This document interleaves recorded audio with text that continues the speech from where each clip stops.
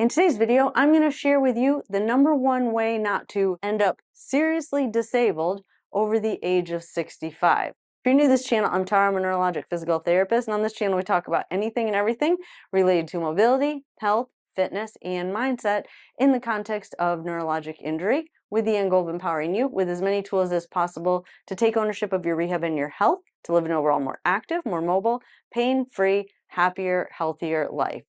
And I cannot tell you how frustrating it is to work with so many people over the years who end up needing physical therapy due to an injury that resulted from a fall, when, in my opinion, falls are probably one of the most preventable injuries that occur in older adults, but we just don't really think about it until it happens to us. And then by that point, you're kind of on the rehab side, trying to build yourself back up, which makes it a lot harder to build all the skills and the muscles that you need to prevent yourself from falling.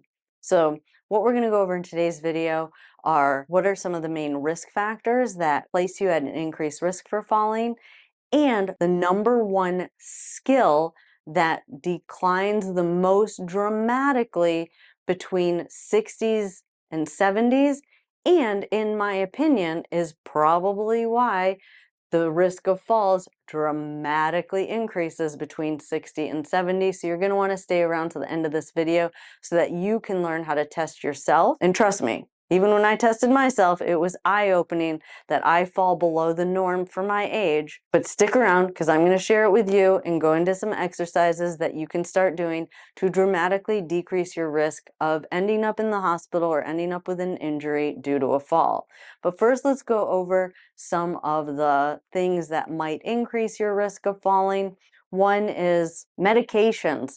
So something that we don't really address directly in therapy, but we do go through your medications, and sometimes there are medications that can make you feel dizzy or lightheaded, and it's always just important, if you are having any symptoms like that, that is a huge risk factor for falling. So it's always important to talk to your doctors about your medications. And really, it's nice to have like one gatekeeper who knows all the medications that you're on and can review these on a regular basis to make sure that you are taking enough, but not too much, and definitely cross-check and make sure that you don't have any medications that interfere with each other. Lower body weakness, definitely.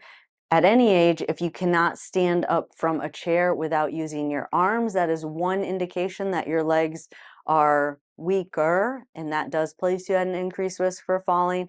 Of course, balance problems and walking problems. If you notice that you're starting to walk with a little bit of a wider stance, or you're starting to walk with your knees a little bit more bent, or you're starting to feel or hear your feet scuffing on the ground, those would all be signs that you're developing some sort of a walking problem, and those are all signs that could indicate you're at an increased risk for falling. Other things that increase risk for falling are vision problems, home hazards, including throw rugs, flooring that is uneven, clutter is a big one. So just having lots of stuff on the ground, packages, bags, anything like that increases your risk for falling. Neuropathies, whether that's related to diabetes or something that's becoming more common is kind of idiopathic neuropathy.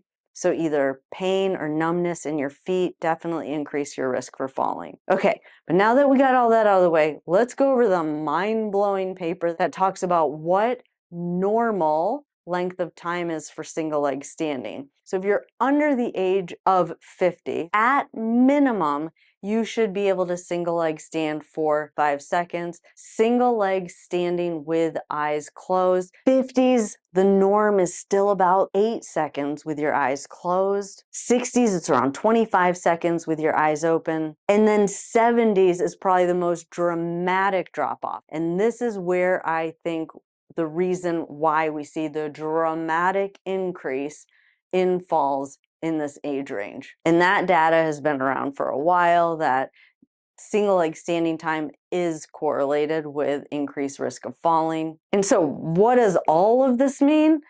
It means that we really should be working on our single leg standing early. And what does all this also mean? probably most of us, I'll put that chart up right here with all the norms on it again, think we're relatively healthy, but then when you actually look at the numbers and you actually test your own balance, you realize that, yeah, you might not be doing so great as compared to the average. And so, what does that mean for you? If you are falling below normal for your age as far as single leg standing, then stick around, because now we're going to go into a little routine to help improve your single leg standing. Okay, so first, how do you test your single leg standing balance? Well, that study that I've been referencing, or that paper that I've been referencing, the way that they ran the study was, or the test is, first you start by arms across your chest, lifting the opposite leg, keeping the foot close to the ankle but not touching, eyes open. And I'll throw that chart up there again so that you can see what normal is for your age. Okay, same thing on the other side, eyes open. Now, if the foot touches the ground or it touches your ankle, or it comes away from your ankle, then you stop the time. Okay, but here's where things get a little bit trickier. Now, eyes closed. And again, I'll put the chart up here so you can see what normal is for your age. And I'm sure there's going to be a lot of people out there that are as shocked by their own performance as I was, that I barely made the norm for my age. And I'm relatively healthy, and I, exercise pretty regularly, and I work on these things. And I was still shocked that it was kind of hard for me. Eyes closed. So this is something I'm definitely going to be working on. Eyes closed for my age. So what exactly does it mean that you saw me just now struggle so much to keep my eyes, to stand on one leg with my eyes closed? It comes down to kind of proprioception. So when we take our vision out, we lose all of our reference points, which helps our brain to kind of react appropriately to keep us vertical, keep our center of mass vertical over a single leg base. And so basically, you would just want to work on single leg standing with your eyes closed to work on that proprioception. I love a corner, so just standing in a corner, you can start with your hands on the walls, close your eyes, and then bring your hands, I call this kind of hovering the walls. Okay, so then when you touch a little bit, yeah, that's giving you a little bit, giving your brain a little bit of feedback,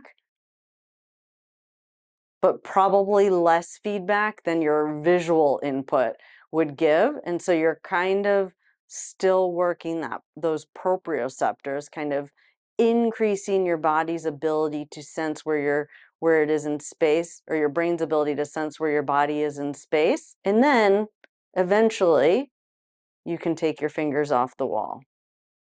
Okay, so I would work on that every day. Again, I'll throw that chart up there again. Single leg standing, eyes closed. If you're pushing that 50 to 60, just know that 60s and 70s is where you get that dramatic drop off.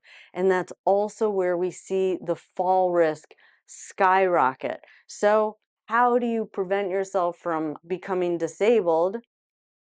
Work on your single leg standing. Just remember, be safe, know your limitations, work with your medical team if you know that you're having balance problems. This is just general information, and you never want to start any type of a program like this without talking to your healthcare providers. If you like this video and you want to see more videos like this, hit that subscribe button, turn on that notification bell so that you'll get notified every time I upload new videos. I enjoyed spending time with y'all today, and I'll see you in the next video. Have a good day.